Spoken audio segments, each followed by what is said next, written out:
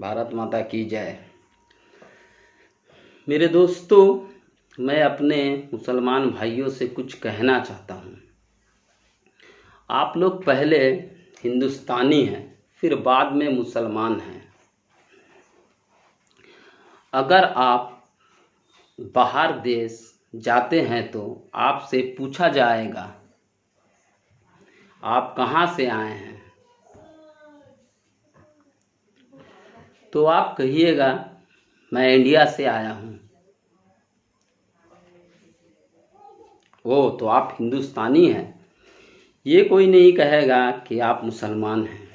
तो मेरे मुसलमान भाइयों, आप लोग भी पढ़े लिखे हैं। कौन क्या कहता है उसे छोड़ दीजिए। आपको क्या करना है ये सोचिए। मेरे दोस्तों, मैं आपसे पूछना चाहता हूँ, अगर आप पाकिस्तान में जाकर इंडिया का झंडा लहराएंगे और हिंदुस्तान जिंदाबाद के नारे लगाएंगे तो वहाँ का सरकार आप लोगों के साथ क्या करेगा? या तो फिर गोली मारने का ऑर्डर देगा, या तो फिर 10 या 20 साल के लिए जेल में डाल दिए जाओगे। तो क्या वहाँ की सरकार गलत है? नहीं, सही है। क्योंकि मेरे दोस्तों, उन लोगों के नज़र में हम देशद्रोही हुए। तो मेरे मुसलमान भाइयों, मोदी जी भी यही कह रहा है।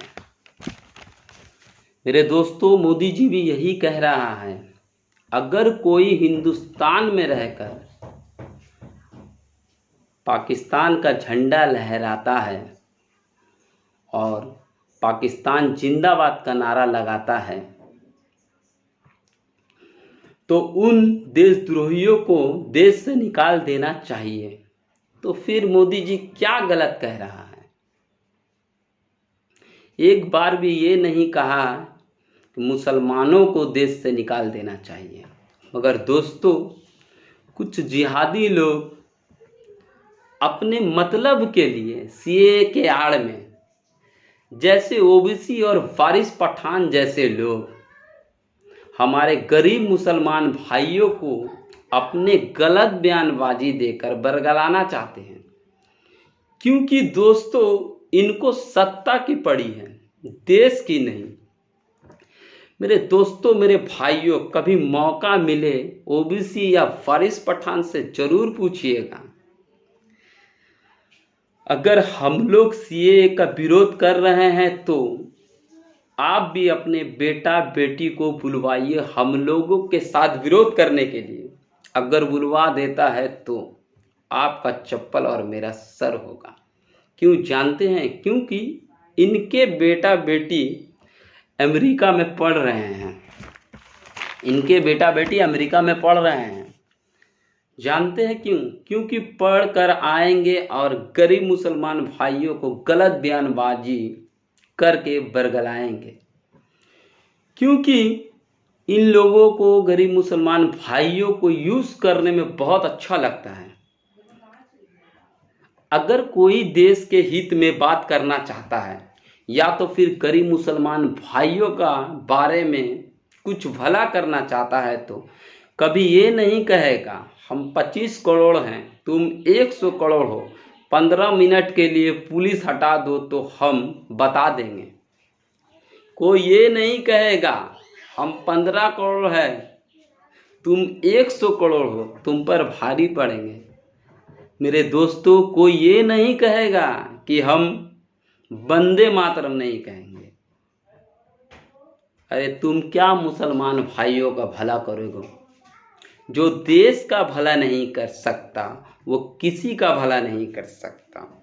और मैं ओबीसी से एक बात कहना चाहता हूँ कि सुन सुन सुन सुन ऐ ओबीसी, कान खोल के सुन ले तू।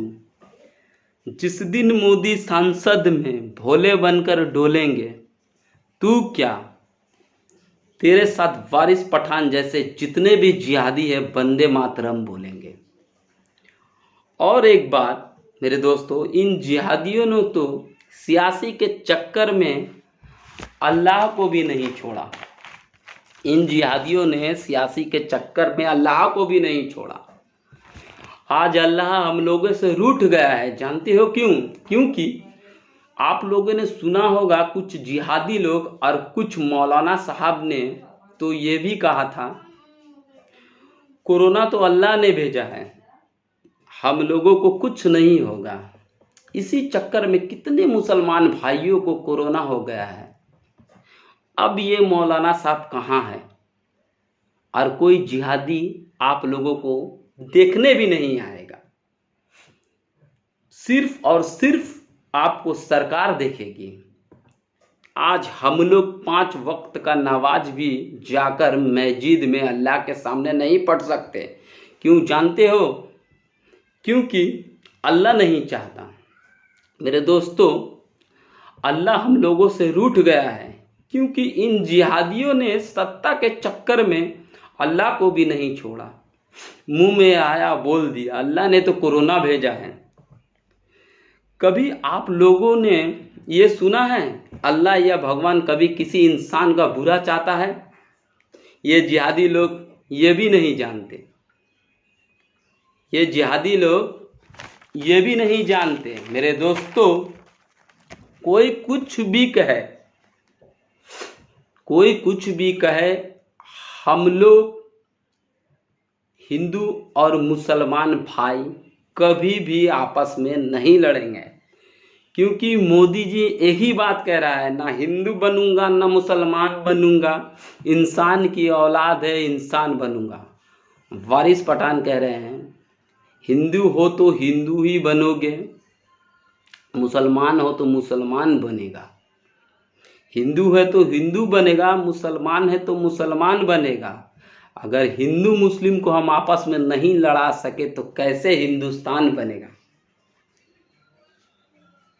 तो मेरे भाइयों, अगर मेरा कोई भी बात आप लोगों को बुरा लगा हो तो कमेंट में लिख कर भेजिएगा ज़रूर, और नहीं तो इसको ज़्यादा से ज़्यादा शेयर करिए।